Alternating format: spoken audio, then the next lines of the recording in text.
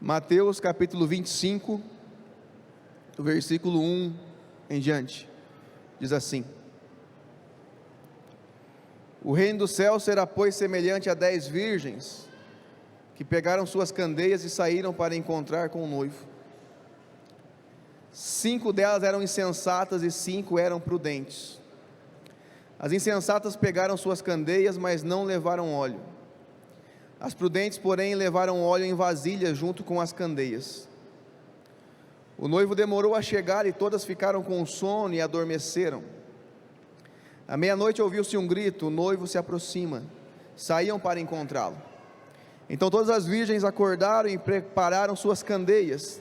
As insensatas disseram às prudentes: Dê-nos um pouco do seu óleo, pois as nossas candeias estão se apagando. Elas responderam: Não, pois pode ser que não haja o suficiente para nós. E para vocês? Vão comprar óleo para vocês. E saindo elas para comprar o óleo, chegou o noivo.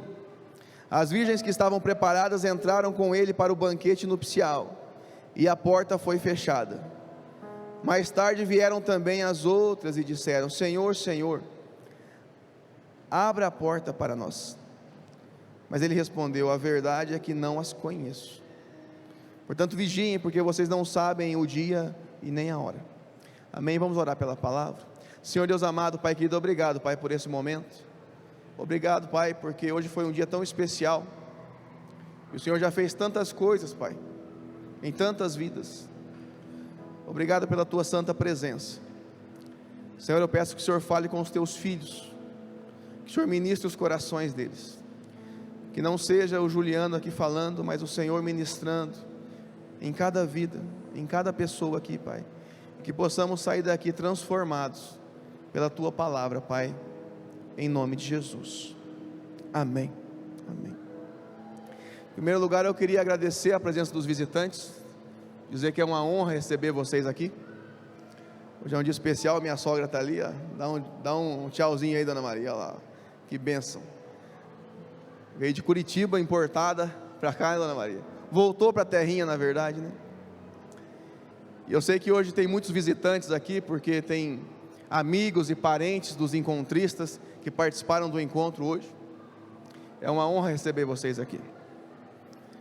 Hoje foi um dia muito especial e Deus fez muitas coisas. Mas eu sei que Ele tem mais para fazer ainda hoje, amém? Essa parábola das 10 virgens, Jesus quis explicar algo a nós. Jesus está falando das pessoas que conhecem a palavra, das pessoas que conhecem o noivo, das pessoas que aguardavam a vinda do noivo. Então não é quem não conhece, Jesus está falando de quem estava prometido. Jesus está falando das virgens que estavam aguardando o noivo, que conheciam, esperavam por ele. Da mesma maneira, a igreja de Cristo é a que espera a vinda de Jesus, amém? Nós somos o povo que espera a vinda do Senhor. Nós somos o povo que diz: Maranata, ora vem, Senhor Jesus. Mas eu confesso para você que no Brasil está começando ainda uma perseguição, mas está muito ainda light contra a igreja.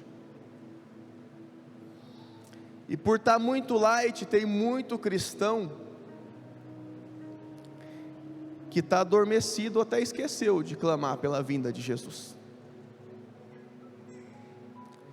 Eu lembro que quando eu tinha uns 10 anos, minha mãe me levava na igreja, e o pastor falava tanto da vinda de Jesus, meu irmão do céu. Ele falava tanto, mas tanto da vinda de Jesus, mas de um jeito tão assustador, que eu orava: Senhor, não volta agora não, por favor. Eu quero casar primeiro, eu quero ter filhos primeiro, segura um pouco aí essa vinda aí. E ele fazia uns cálculos meio doido assim, sabe? Eu lembro que em 1998 ele falou que Jesus ia voltar. Eu falei: meu Deus do céu, Deus, é muito cedo ainda, pai. 98, eu estava com 14 anos. Eu estou velhinho, né? E eu falava, Deus, agora não, pai. 98 não. Eu lembro que daí não voltou, né? Aí 2000, ele fez outros cálculos, ia 2000 daí e vinha. Rapaz, não só eu, né? Pessoas do mundo inteiro achavam que Jesus vinha no ano 2000. Ou ia acabar o mundo, né? Se ele não viesse. Era o bug do milênio, um monte de coisa. Eu passei a virada do ano orando. Falei, Deus, agora não, pai, agora não. Segura um pouco aí. Eu tenho que casar ainda, eu tenho que ter filho, eu tenho que ter a minha esposa. Mas a gente ouvia demais isso. Só que era de uma forma, eu falei, meu Deus, Jesus voltar, eu estou ralado agora. Agora, com essa minha vida aqui que eu estava levando, eu falei, meu Deus, eu tenho muita coisa a consertar, mudar, e o pastor ia lá e tal, eu falava, meu Deus do céu. A gente morria de medo, e tem muita gente que até hoje vive com medo, debaixo de jugo. Mas quem tem um relacionamento verdadeiro com Deus, não vive com medo, porque o verdadeiro amor lança fora todo medo. Quem tem um relacionamento verdadeiro com Jesus, ele anseia pela vinda do noivo, sim, porque ele conhece o noivo. Agora quem vive com medo, é porque está tendo uma ideia errada acerca de Cristo, porque aquele que tem relacionamento, é aquele que tem o óleo. Aquele que tem relacionamento, é aquele que a candeia está cheia. O que tem relacionamento, é aquele que já acorda de manhã falando com Deus. Esse vive como se Jesus fosse voltar a qualquer momento. E sabe o que eu aprendi com o tempo de caminhada, com o tempo de igreja? Que as pessoas que caminham com medo diante de Deus, são as pessoas que menos obedecem ao Senhor. As pessoas mais frustradas, decepcionadas, são bem aquelas que têm um medo terrível de Deus, mas o medo não transforma, o medo só maqueia, o medo só esconde. É como aquele filho desobediente, que só apronta as coisas escondido, mas apronta.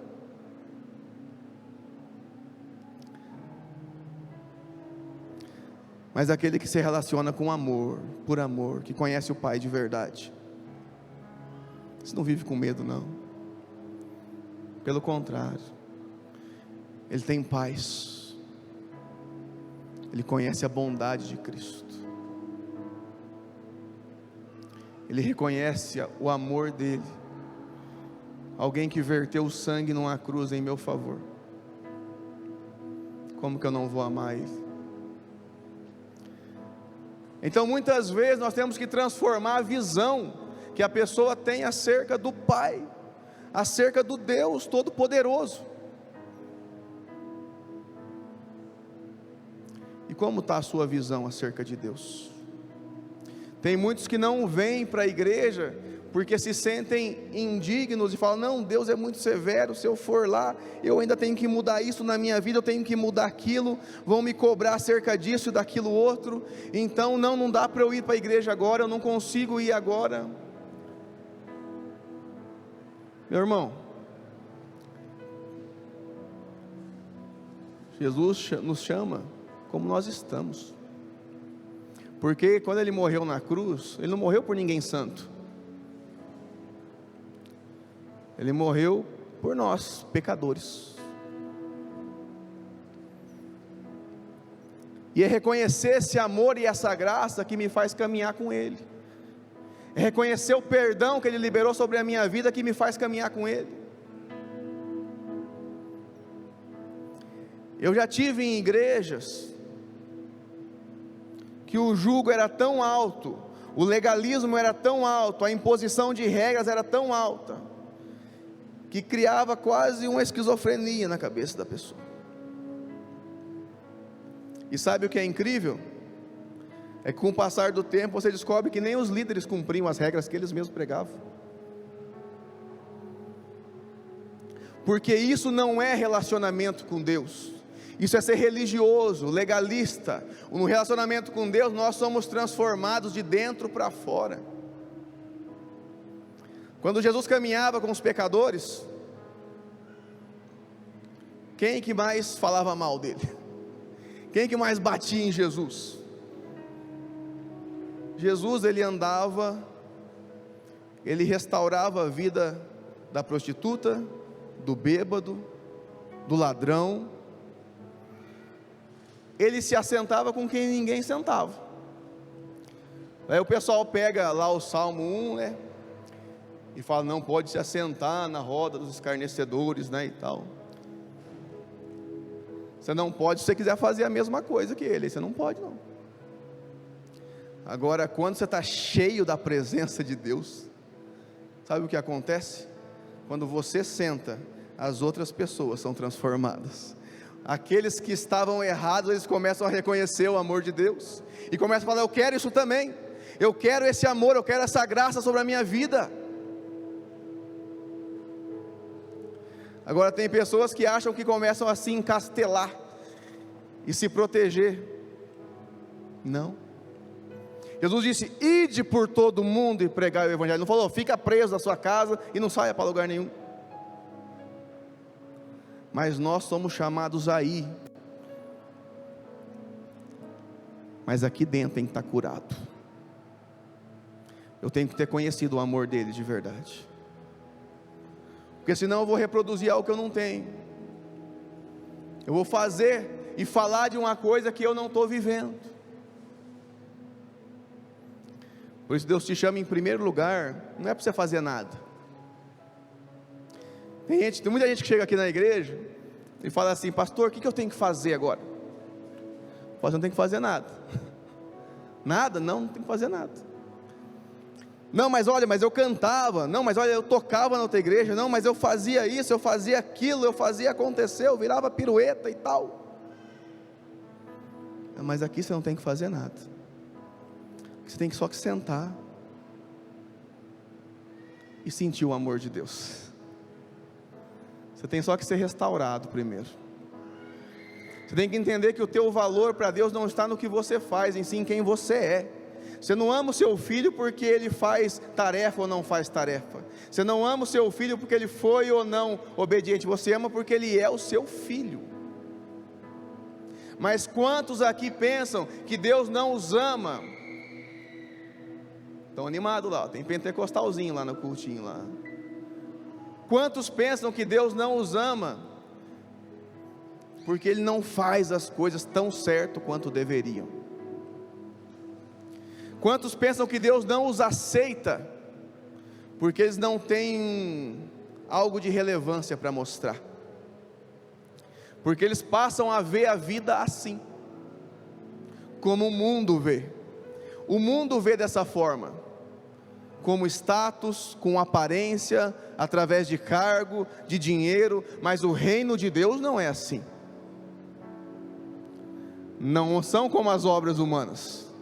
Deus nos chama para vivermos uma vida verdadeira, de família, de graça, de amor, de acolhimento, de quando o meu irmão cai, eu chego nele e falo, cara, nós vamos vencer junto isso daí. Porque nós estamos cansados de hipocrisia na igreja, das pessoas apontarem só o erro do outro, mas o dele não aponta. Ah, mas o irmão lá, não, ele não paga as contas, ó, meu Deus do céu, que pecado, meu Deus do céu. Mas o dele que está escondido lá dentro do quarto, assistindo o que não deveria, aí pode. No reino de Deus eu me compadeço e falo, nós vamos vencer esse problema juntos. Talvez não seja em um dia, talvez não seja em um ano, talvez demore. Às vezes a libertação é instantânea. Tem gente que de uma vez é liberta. Tem gente que é um processo contínuo de libertação. Às vezes é muito amor que tem que ser ministrado, porque faltou muito amor da onde a pessoa veio.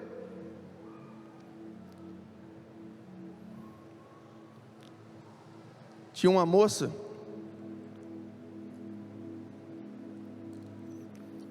nós amamos muito ela. Hoje ela não está mais aqui na igreja, ela se mudou de cidade, mas ainda pastoreamos de longe. Eu lembro que quando fomos visitar ela, e ela canta muito bem, sabe, muito bem. E a gente foi visitar ela para demonstrar o amor de Deus, para cuidar dela. E ela falou assim: eu já sei o que vocês vieram fazer aqui. Ela achou que a gente foi chamar ela para cantar, né, no louvor. Eu falei: você sabe? Ela falou: eu sei, sim. Eu falei: antes que você fale, a gente veio aqui para isso, para isso e para isso, para isso. Ela foi murchando assim, sabe? Ela estava com uma expectativa tão grande para já chegar e tal, e cantar. E eu falei: não, você não entendeu. A sua voz é linda, mas você não quero comunhão com você pela voz que você tem. Você não vai ser só mais um aqui tocando, não. Nós somos uma família, e precisa de restauração no seu coração. E Deus fez grandes coisas na vida dela. Depois de algum tempo, sim, ela entrou para o louvor, foi uma benção. Mas se nós não somos tratados, nós perpetuamos algo que não deveria ser perpetuado, que é pensar que o meu valor está no fazer. Meus irmãos, um relacionamento firme em Cristo me faz enfrentar situações e circunstâncias, mesmo quando eu não sou favorecido. Agora, quem se firma no cargo e na aparência, o que acontece quando perde o cargo, ou perde? Acabou tudo, porque não tinha relacionamento. A pessoa lutava pela posição, e quando a posição não existe mais, acaba o ministério, porque ela se entendia e só se via dessa forma, não se via como filho ou como filha amada de Deus. Deus, Ele transformou muita coisa no meu coração, e eu entendi que quando eu assumi o chamado para começar a pastorear, e eu pedi para Deus: Deus, então tá bom, eu vou obedecer, Pai, já que não tem jeito, eu vou obedecer. Então me dá uma igreja, me dá um templo, me dá pessoas que eu vou pastorear. Deus falou: não, nada disso. Vai para a casa da sua mãe e vai começar do zero lá, só você, sua esposa e sua mãe, e glória a Deus por isso. Eu falei: mas Deus, aí já é demais, Pai. Do zero assim? Do zero. Eu chegava na casa da minha mãe e falava: vou ter que colocar uma placa aqui na frente, né? Ninguém nem sabe que é a igreja isso daqui, na casa da minha mãe, quem que vai entrar aqui dentro? Depois que eu fui entender porque que Deus fez isso, para que nós aprendamos, para que eu tivesse aprendido a amar cada vida,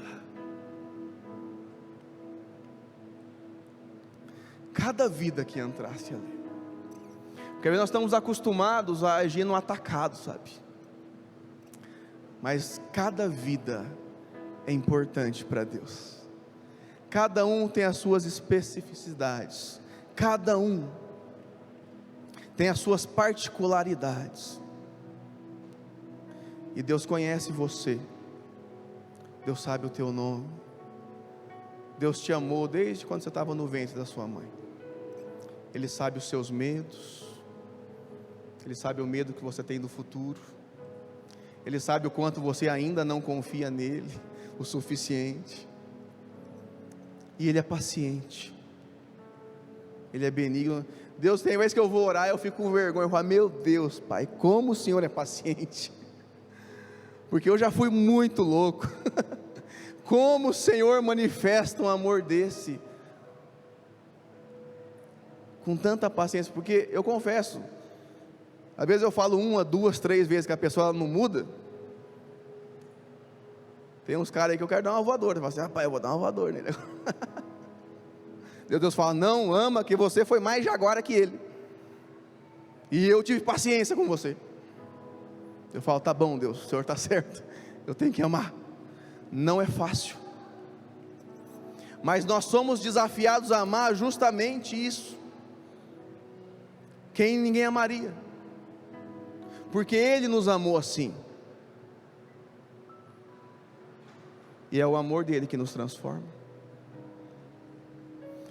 As 10 virgens, elas estavam ali, elas pegaram as suas candeias, e saíram para encontrar-se com o noivo, mas 5 eram insensatas, e 5 eram prudentes. Repita comigo: insensatas, prudentes. Jesus está falando da igreja, Jesus está falando de mim, de você, de quem estava esperando o noivo. E quando eu leio este trecho, meus irmãos, eu penso que muitas vezes eu estive no time do insensato, sabe? A grande parte da minha vida eu estava no time do insensato, daquele que não se preocupava com a vida de intimidade com Deus. E eu glorifico a Deus que Deus ainda não voltou antes disso, porque se tivesse voltado eu estava no outro time, rapaz do céu, eu tinha ficado. Porque o insensato é aquele que não se preocupa com o seu relacionamento com Deus. Ele até vai na igreja, ele até participa da célula, ele até ora de vez em quando, tem uns que até lê a Bíblia, mas ele não se preocupa com um relacionamento profundo com o Senhor. Porque um relacionamento profundo com Deus, meus irmãos, vai a gente cair de joelhos.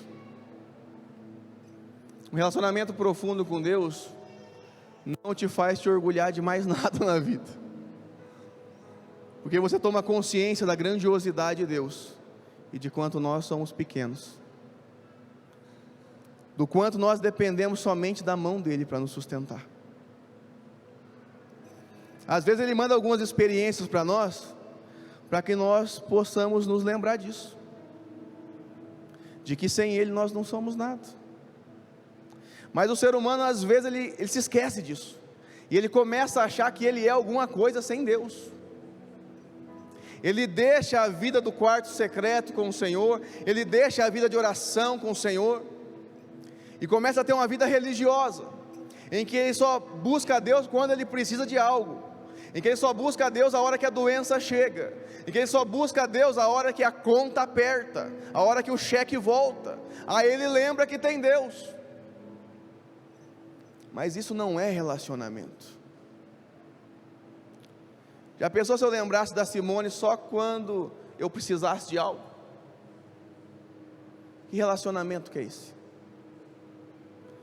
Relacionamento, meus irmãos, saudável. Eu demonstro amor, eu demonstro atenção. Deus teve que mudar muita coisa em mim, porque eu não prestava muita atenção não. Tinha vezes que a Simone vinha falar comigo, ela começava a falar assim, aí quando estava na terceira palavra eu já divagava, já estava com a mente em outro lugar assim, e daí ela continuava, tal, aí eu pegava uma palavra no meio da conversa assim, tal, aí ela: você está ouvindo o que eu estou falando? Eu falo: eu estou. Eu lembro da primeira palavra que ela tinha falado, ela: eu já mudei de assunto e você está voltando naquele negócio lá ainda. Falta de atenção, cuidado. Deus teve que trabalhar isso muito no meu coração, porque ser marido, ser namorado, esposo, demanda você cultivar o amor. Ser esposa demanda cultivar amor no relacionamento. Quantos namorados que, quando estão apaixonados, leva no cinema, leva para passear, anda de mão dada na rua, abre a porta do carro, a mulher se sente o quê? Amada, cortejada. Depois de um tempo, casa, acaba esse negócio de abrir a porta do carro, acaba a mão dada na rua, acaba, ó, eu amo você. Não se escuta isso faz tempo. O homem só lembra na hora que interessa para fazer algumas coisas ali, ele lembra, sabe? Mas onde foi cultivado o amor? Onde foi cultivada a paixão?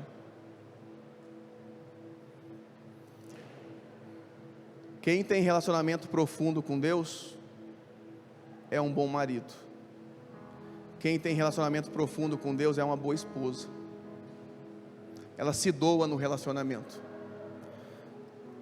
Tem esposa que faz assim: ah, já que ele não lembrou do nosso aniversário de não sei o que lá, então também não vou fazer aquele negócio que ele gosta, não vou fazer aquela comida que ele espera, não vou ajudar ele nisso. Sabe o que que vira? Vira, quem lembra do Senhor e Senhora Smith, né? Daquele filme, um começa a atirar no outro, um começa a brigar. Vira isso, dentro do relacionamento. Chega num ponto da frieza que ninguém nem sabe que está junto mais, porque lá atrás deixou de cultivar a paixão, deixou de cultivar o amor. Eu agradeço a Deus, porque Deus me mudou, porque olha, eu era campeão, hein?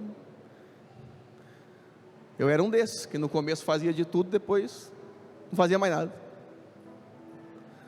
Mas Deus foi, Juliano, uma vez Deus falou muito forte comigo. Eu estava em casa, o casamento estava bem mais ou menos, por minha causa, né, para variar. E eu olhei para Simone assim, e Deus falou para mim: Juliano, ela ainda é a mesma menina que você namorava. Quando Deus falou aquilo para mim, foi tão humilhante, porque eu sabia que quem tinha mudado era eu. Eu era o ausente, eu tinha causado a desatenção, eu não era mais aquele cara que cortejava, eu não era mais aquele cara que dizia eu te amo, que escrevia cartas, não era mais aquele. Eu deixei a minha chama quase apagar, e ali eu entendi que eu tinha que ter responsabilidade. Hoje ela escuta todos os dias eu te amo, todos os dias eu falo que ela está linda. Às vezes eu mando uma mensagem no serviço: ó, eu te amo. Eu falo, acho que 99% das vezes sou eu que falo a verdade. Mas sabe por quê? Porque o homem não tem muito esse negócio de ter que ficar ouvindo essas coisas. Não é isso que desperta a chama no homem, mas saber se doar. O homem tem que saber se doar, e a mulher também saber se doar. O relacionamento tem que ser assim. De pai com filho, eu vi que muitas vezes eu também era ausente. Eu mudei isso na minha casa. Eu saio com eles todo final de semana, levo eles para brincar em algum lugar, oro com eles, falo para eles que eles são amados. Você entende que se eu tenho um relacionamento com Deus, a minha vida com os meus filhos é restaurada? Um abraço minha mãe, beijo, cadê ela lá? Cadê ela aí? Olha lá. E olha que eu e minha mãe brigava direto. Olha, eu falar para você que a gente é meio parecido, a gente quebrava o pau. Mas Deus restaurou, me transformou. Será que você está disposto a fazer isso? Tem áreas na nossa vida que nós temos que romper, meus irmãos. Aprender a honrar, a prestar honra às pessoas. Tem gente, rapaz, que fala mal de todo mundo. Já viu isso? Já conhece pessoas assim que falam mal de todo mundo? Você nunca vê a pessoa falando bem de ninguém. E quem é assim só cai na vida. Meus irmãos, o meu relacionamento com Deus, quando ele está cheio de óleo, de unção, isso causa transformação, não só na minha vida, mas na vida de quem está perto de mim. Agora, quando não está também, desanda a minha vida e desanda de quem está perto também.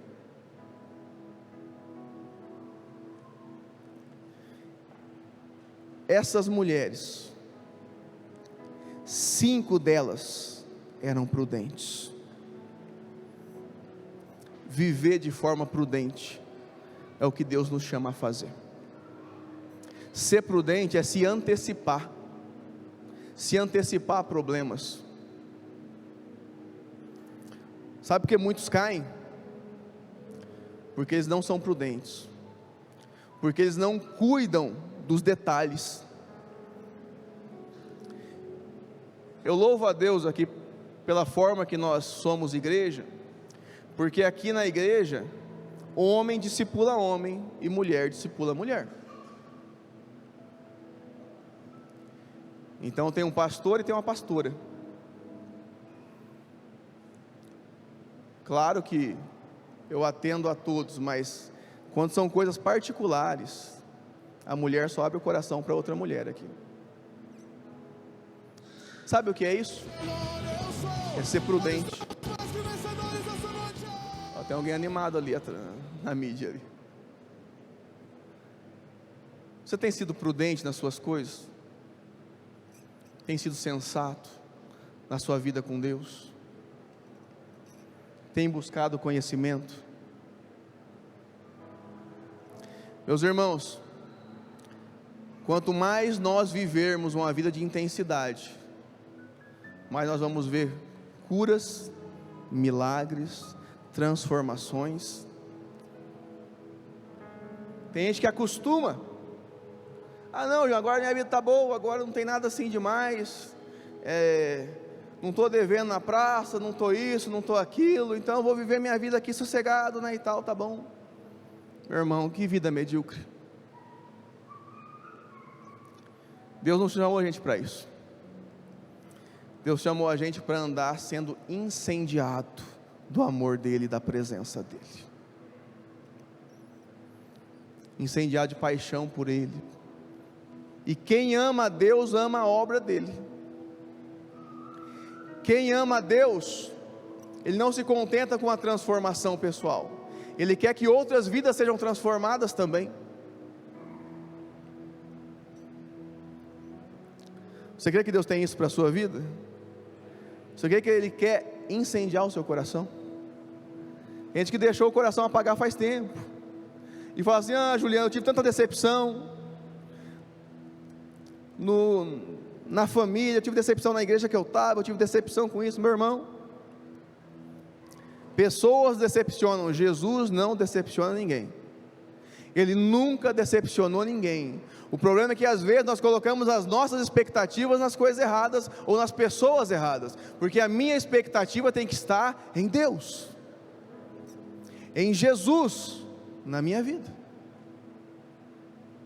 Se eu ficar esperando o outro, meu irmão, então não espere do outro para você se posicionar, não espere do outro para você prestar honra, não espere do outro para você fazer aquilo que Deus está te chamando para fazer. Isso é ser prudente, isso é andar conforme a vontade de Cristo. A palavra de Deus diz: o noivo demorou a chegar e todas ficaram com sono e adormeceram.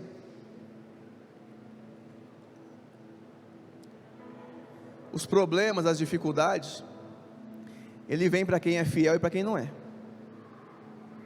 Quem é fiel enfrenta dificuldade também.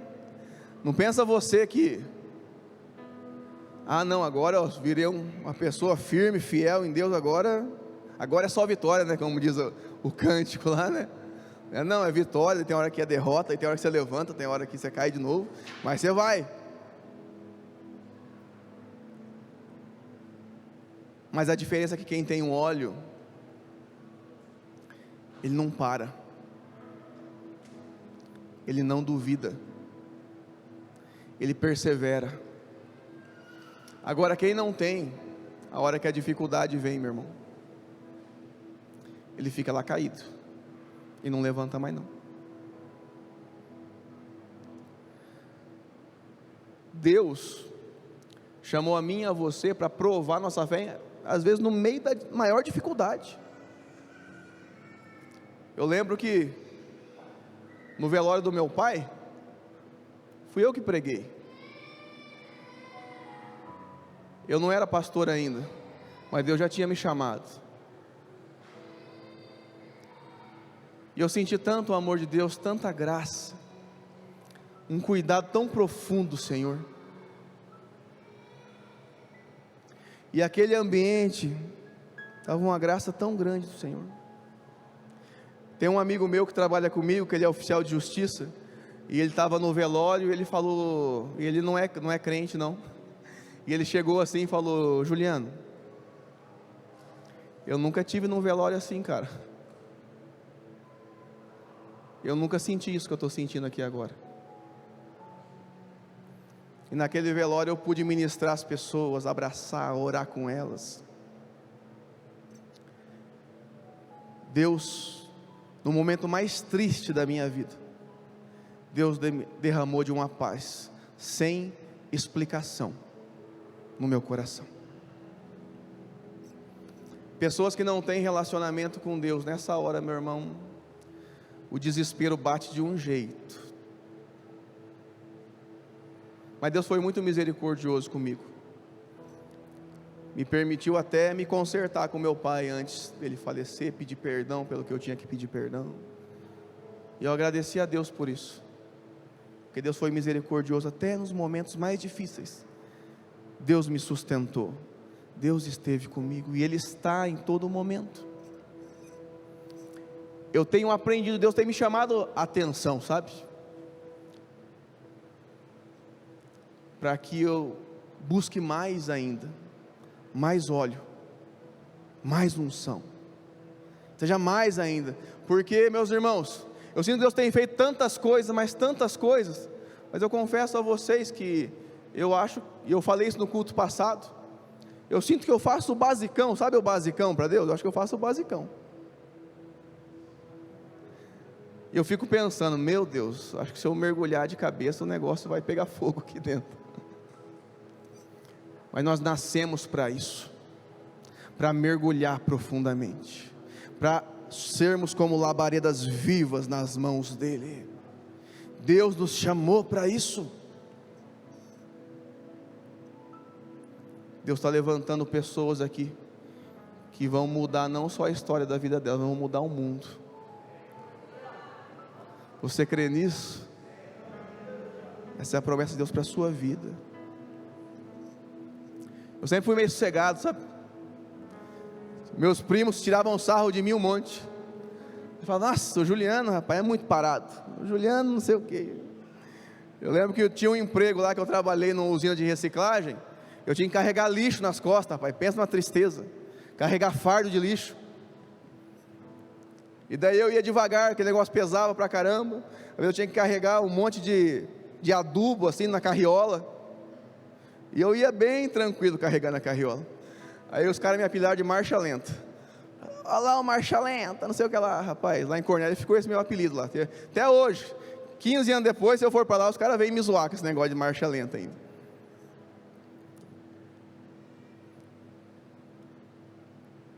Hoje muitas pessoas vêm perguntar para mim, Juliano, como é que você consegue, cara, essas coisas aí que está acontecendo e tal.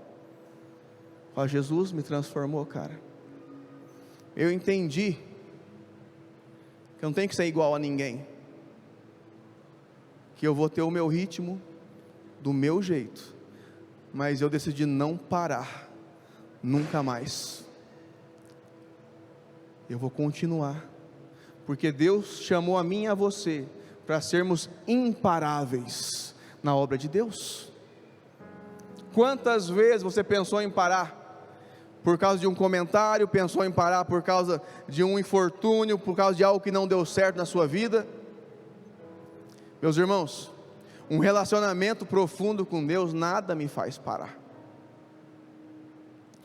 porque eu entendo que quem está em mim é o Espírito Santo. E você tem parado aí em alguma coisa? Você tem parado de proclamar? Você tem parado de se doar? Não há outro caminho. Jesus disse: eu sou o caminho, a verdade e a vida. Não há outro caminho, não tem volta. E se não tem volta, meu irmão, mergulhe de cabeça naquilo que Deus está te chamando a fazer. Eu fui aquele cara meia boca, sabe, muito tempo na minha vida. Mas tem hora que a gente cansa. Eu falei: Deus, eu estou cansado de viver desse jeito. Eu quero ver o teu sobrenatural acontecendo. Eu quero ver a tua graça se manifestando. Eu quero ver o teu evangelho se expandindo. E Deus faz. Se você pedir o que está no coração do Pai, Deus vai fazer. Jesus disse que tudo o que pedíssemos em nome dEle, quando nosso coração está alinhado com Ele, Ele concede. Agora, quando está desalinhado, a gente fica pedindo coisa para a gente só, sabe? A gente não pede o que está no coração do Pai, a gente pensa no que está no nosso coração. Mas quando o nosso coração se alinha com Deus, meu irmão, aí não tem limites para aquilo que Ele vai fazer. Aqui diz assim: e elas responderam: não, pois pode ser que não haja o suficiente para nós e para vocês, vão comprar óleo para vocês. E saindo ela para comprar o óleo, chegou o noivo. As virgens que estavam preparadas entraram com ele para o banquete nupcial, e a porta foi fechada. Meus irmãos, hoje ainda é tempo de você receber desse óleo. Hoje ainda é tempo da sua vida ser totalmente do Senhor. Deus não quer 10% de você. Deus não quer 50% da sua vida. Deus não quer 10% da sua família. Ele não quer 50% da sua família. Deus quer você por completo na presença dEle. Essas insensatas acostumaram com o óleo pela metade. Acostumaram a viver ali, sabe, não? Tá bom, não está tão ruim, mas tá bom.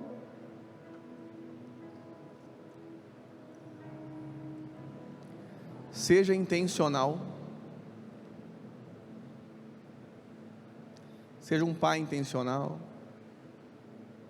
Ame de verdade. Diga.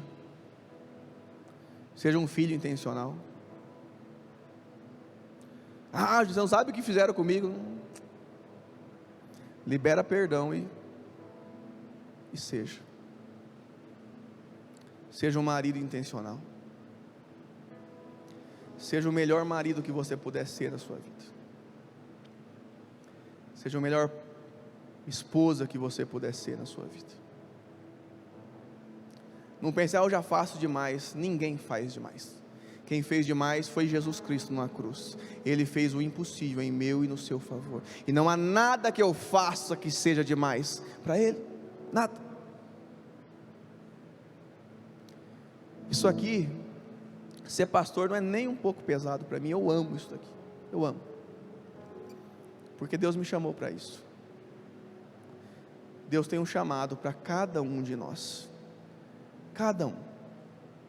E muitas vezes nossa vida fica árida, fica seca, porque nós não estamos vivendo o nosso chamado. Nós ainda estamos com o olhar do mundo. Ainda estamos com o olhar nas coisas terrenas. Aí sempre falta. Mas quando a gente alinha a nossa vida com Deus, meu irmão, as coisas extraordinárias começam a acontecer. Tem hora que o inimigo vai querer te segurar. Tem hora que ele vai usar a pessoa e falar assim: ih, rapaz, você vai voltar logo, logo a ser o mesmo. Sabe o que é engraçado? Hoje, a minha família inteira está alinhando com Deus. Porque o marcha-lenta lá atrás resolveu se posicionar. Hoje os meus primos que tiravam sarro de mim, eles vêm aqui, eles falam: Juliano, eu quero viver isso daí também. Quando a gente se posiciona, Deus honra a sua vida, porque Deus, Ele humilha aquele que se exalta, mas aquele que se humilha na presença dEle, esse Deus exalta e Deus honra. Deus quer levar você. Você sabe que você tem um chamado na sua vida. Muitos aqui sabem que têm evitado isso por muito tempo, mas chegou o momento de você viver a história que Deus sonhou para você. Amém? Você foi chamado não para ser insensato, mas para ser o prudente, que busca a presença de Deus, que quer ser cheio, cada vez mais cheio dele.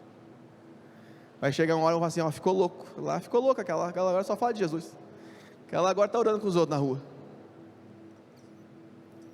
Fique louco por Jesus.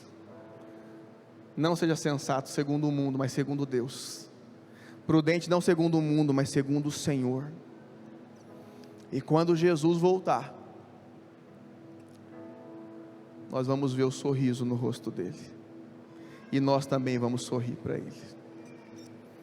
As mulheres que não se preocuparam com isso, aquelas virgens que não se preocuparam com isso, elas ouviram de Jesus: apartai-vos de mim, que eu não as conheço.